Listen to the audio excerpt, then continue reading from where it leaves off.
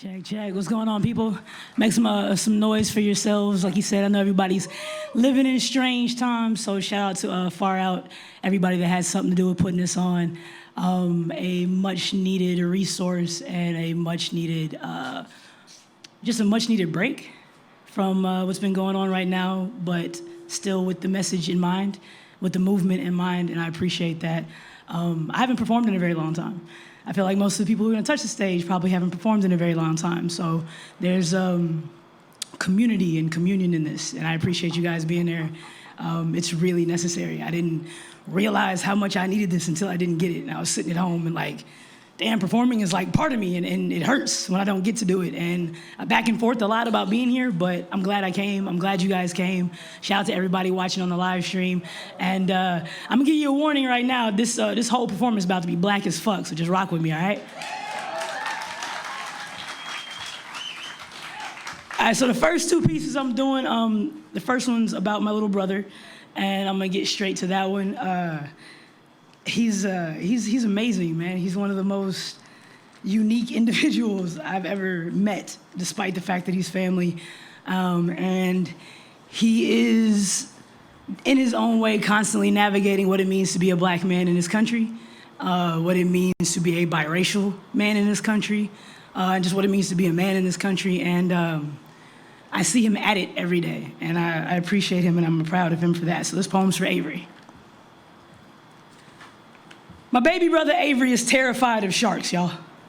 It's his biggest fear. Now, when I say baby, I mean little. When I say little, I mean younger than. He's actually 6'2" with his own story he's still tattooing into his skin. When I say brother, I mean the kind that's not born into your family but chosen to make it that much more special, to find family and forever in those that do not need to share your blood. And blood is what Avery is, bright red and bubbling at the surface. He's one of my favorite people. I want to tell him he is a shark. How funny it is to be your own worst fear, to be afraid of your own strength, to be both the hunter and the hunted, the thing that everyone's afraid of, and the chum in the water. Little known fact, sharks are not indigenous to American waters. When Africans were brought over to the Americas as slaves, they were treated as cargo, piled into boats by the hundreds. As they would die off due to these inhumane traveling conditions, they were simply tossed overboard like trash. As the colonizers repeated this journey, the sharks in African waters started to follow the trail of discarded brown bodies and eat them. This led them to America in search of food.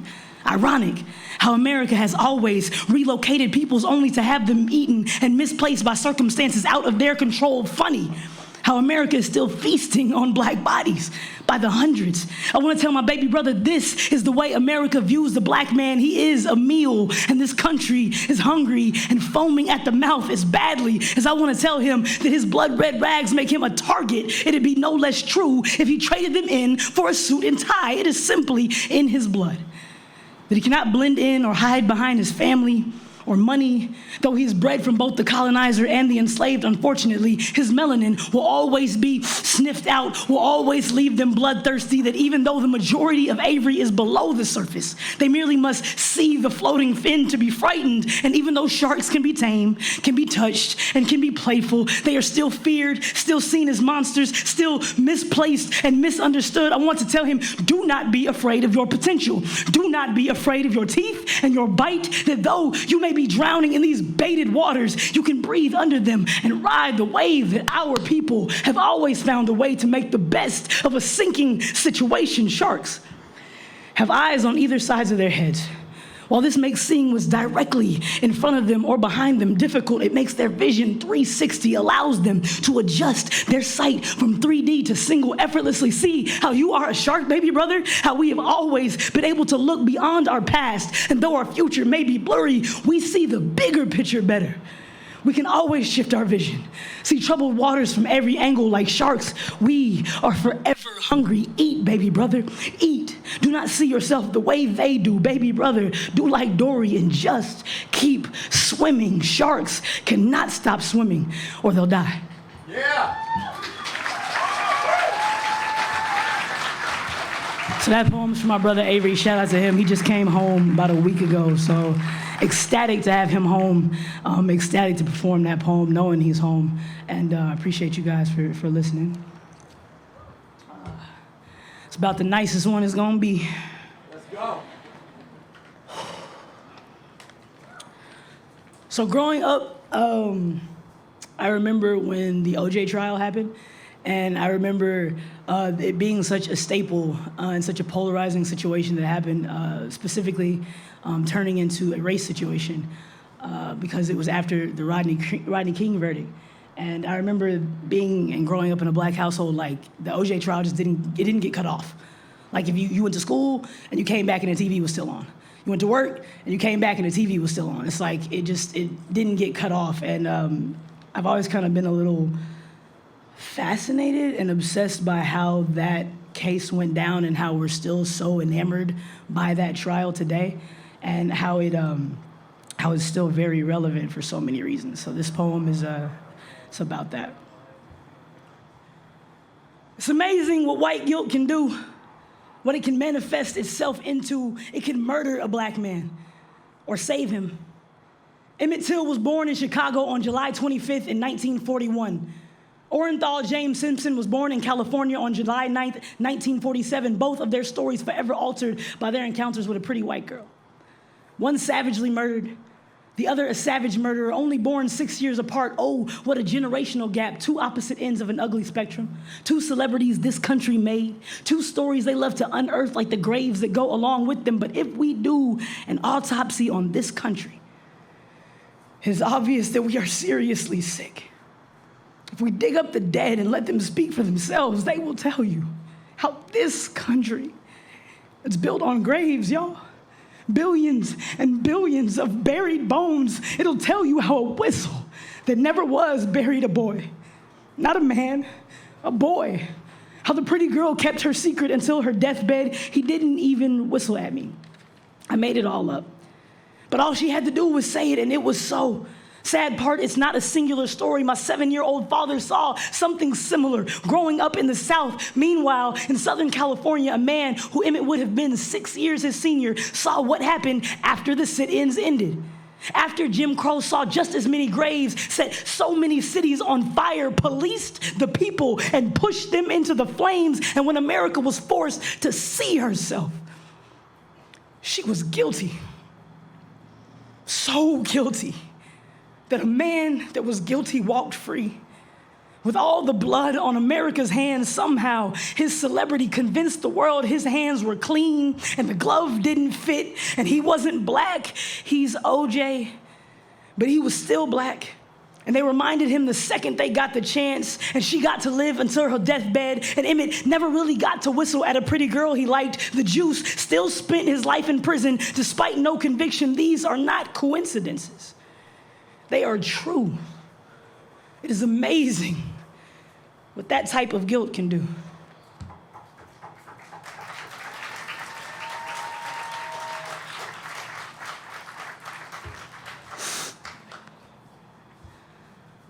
All right, so this last poem I'm gonna do is a poem that I've been doing for a while, and though it's, I honestly feel like some of my best writing, I'm real tired of doing it. But I'm gonna do it because it's necessary. So, I don't know how many of y'all are familiar with Oscar Grant. Oscar Grant was a big deal because it was the first time that we saw somebody be murdered on a cell phone tape. I don't think Twitter or Instagram was a thing at the time, so it went viral on YouTube. They made a movie about it. It's called Fruitvale Station. I was watching it one time with my family, my sister, who is biracial, her husband, who's biracial, and their daughter. She's about 5, 6, maybe 7 at the time, so like learning how to read. And like Jada's a writer. She grew up with us. She's taller than me now. She's ridiculously smart. She's amazing.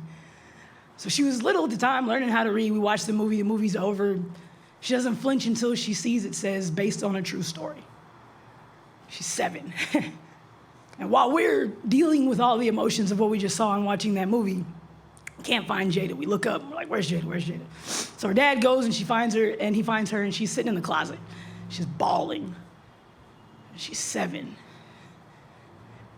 I don't understand how if she at 7 could get it's a human issue and not a race issue. and why it's so hard for other people to understand. So I started writing the poem. I didn't finish it until Mike Brown died. That was in 2014. Oscar Grant was in 2009. George Floyd was this year. So this is for them.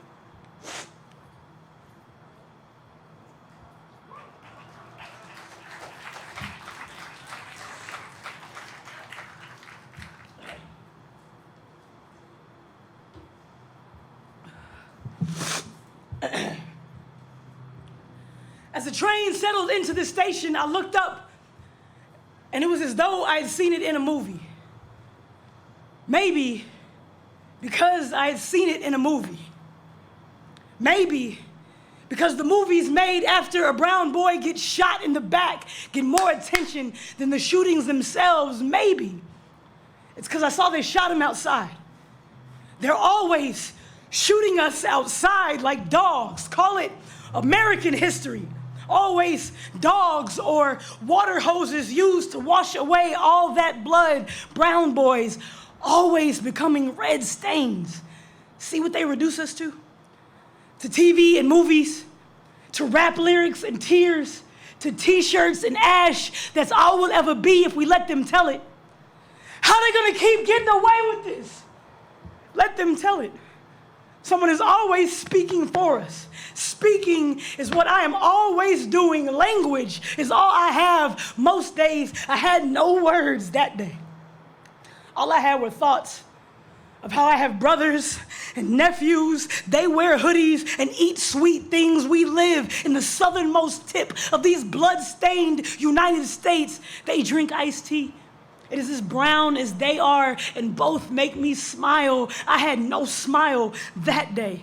All I had were thoughts. Thinking is all I do most days, and those days I do it way too much. As I was writing this, another brown boy was made a stain, y'all. As I was writing this, another brown boy was made a stain, y'all. Another smudge on an already dirty background. What a rap sheet we have. The police thought his body a fitting tribute.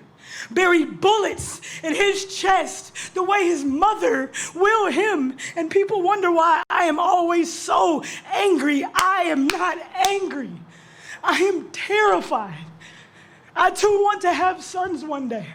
He will be raised right and well and speak for himself the way his mother did. They hate that.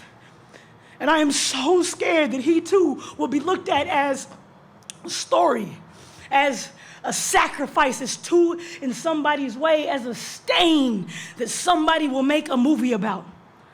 Or maybe they won't. That's what all those blood stains are, right? Murals and tributes. What pretty artwork we make. What stories we have always been to tell. Thank you.